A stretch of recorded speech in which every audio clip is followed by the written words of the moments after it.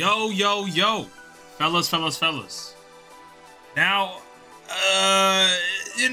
the uploads have been pretty lacking this month. You know, I mean, I don't know if you guys know, but last video we uploaded was that Avatar video with Azula and Sokka.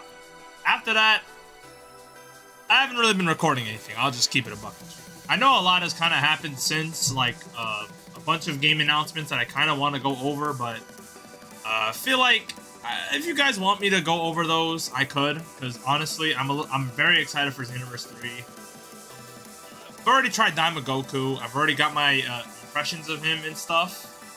And then, you know, Tekken 8's recent patch that we're going to talk about today, actually. I'm very happy with this patch. So, I don't know if you guys know, but when I made the video, when I said Tekken 8 Season 3 is trash, I meant it. I thought it was going to be one of the... I thought Tekken 8 really just wasn't going to... I thought it wasn't going to hit it. I'll be real with you, bro. And that video came out a month ago. And I appreciate everyone that commented their thoughts. Even if you said something really stupid, like, for some reason, me crying about the patch, which I explicitly said anyways, like, I wouldn't play the game. I wouldn't force myself to play it. But I guess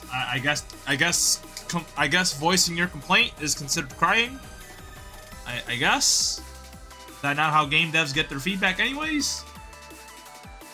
You guys are fucking slow. Anyways. Anywho, right? So there's one specific change on Heat that I really want to show you. That I really love. This patch alone makes me want to, like, you know what I'm saying? Like, really play this game more, you know what I'm saying? You know what I'm saying? Like, I look pretty excited, man. Alright, let me chill though. Grown ass man. So, we all know, Heat is controversial. It's a very, like, it's a very crazy mechanic. I think it's one of the strongest mechanics in fighting games, period. I feel like there's a lot of pros that simply just outweigh the cons. Or, yeah. Like, it's just too bullshit. Like, the Heat mechanic is just too strong. That being said, one of the strongest things about Heat was a lot of your Heat moves wouldn't really take up that much of the Heat bar. Like, for example, this move, for example. And some of these moves, they came with drawbacks, right? Like this move, for example, the double hitting mid-mid, +3 on block. Wall splats, and it's also your 14-frame Punisher, which does like 3 more damage than other Punisher, right? Point is, strong move, regardless, right? You use it for +frames. The only drawback on this, though, is that it gets punch parry. That's like this move's only drawback. It can get punch parry. However, Armor King has another pretty good Heat move. Now, you see this little spit? The Hakutua? You normally get a, you get a free throw off this. Doesn't matter the throw. You get the throw. And, yeah, obviously, most of the time, Armor King can go for Tombstone, or if you're at the wall, you'll get Shiny Gold. So, thing is, this was very strong, right? In Heat, though, this is super strong because it's super duper fast, and it's just basically a pure guess. It's just a pure guess. Like, it is way too strong, especially when he's in stance, where you're worried about the low, you're worried about, you know, the plus on block, like +5 on block overhead, and some of his other grabs, but then this comes out of nowhere, and boom, you're at the wall, you get wall splatted, and you die because you got grabbed. So, as you can see now, this move uses up the entire D-bar basically. As in like 600% of it. So, pretty cool change. Another change, right? And they've done this with a lot of other moves, not just Armor King.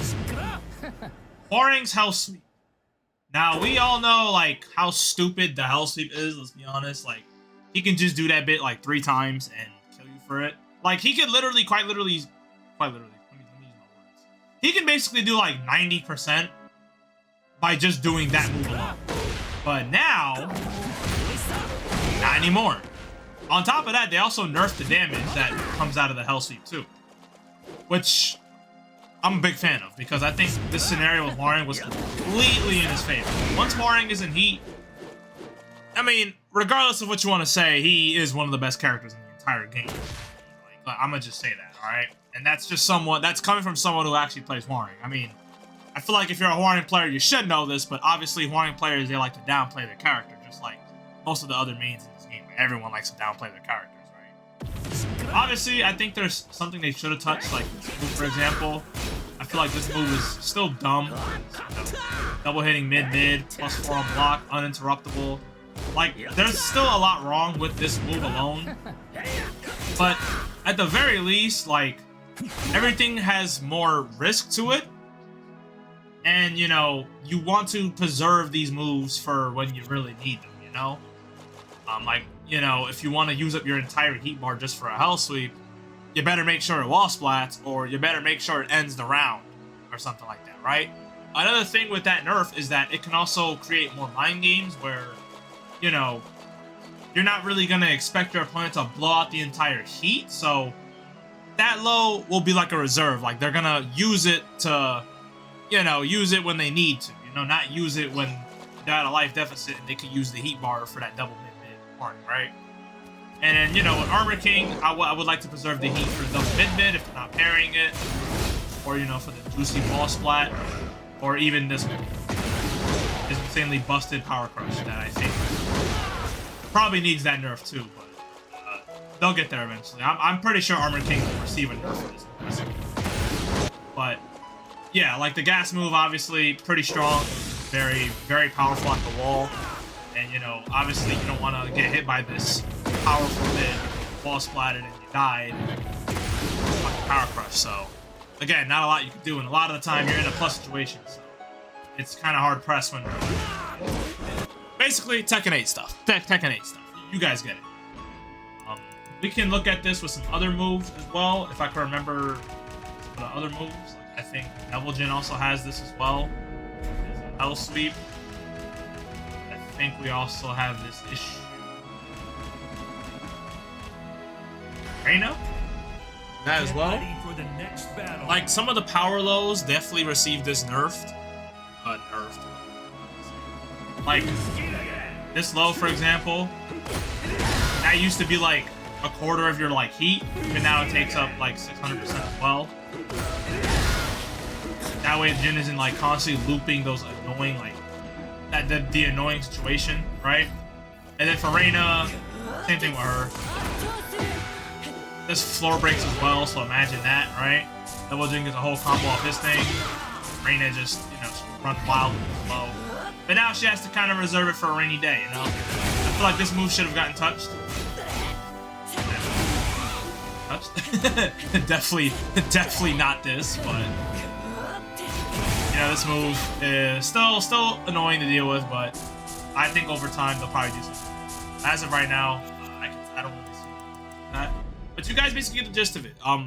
The patch notes go over like pretty much all the moves that receive this nerf, and why am I talking about this like it's a big deal? It's a big deal to me. I think it's a great nerf because it shows that even though the developers are kind of backwards still, I still feel like they're a little bit backwards. I don't doubt that they end up just messing this entire this up again, but it's just going to show that they are listening to us. They are listening. It's just with how Season 3 turned out, we're not really sure if they're listening to a different audience or if they're just making these decisions all on their own. There is a lot that could go into why we got Season 3 and Season 2. Because these guys are listening. Like, we got these changes, which is pretty good. I mean, obviously, we weren't loud enough. Some of these moves, some of the problematic moves still are nerfed, and some of the problematic characters still are nerfed, but this is a step in the right direction, nonetheless. I wouldn't be ungrateful about this. I would say that this is a great indicator that the game could potentially be moving forward into a greater path, for better or for worse. But that's just going to be my take on it. Let me know what you guys think about this patch. If this patch makes you happy, let me know in the comments below. I might have not used the best characters for this particular example, but these are really the only characters I can think of because these are my mains. So that's basically about it. But if you guys enjoyed the video, let me know in the comments below. Hit this video with a like. Don't forget to subscribe to the channel for more videos like these. With that, I'll see you guys in the next one.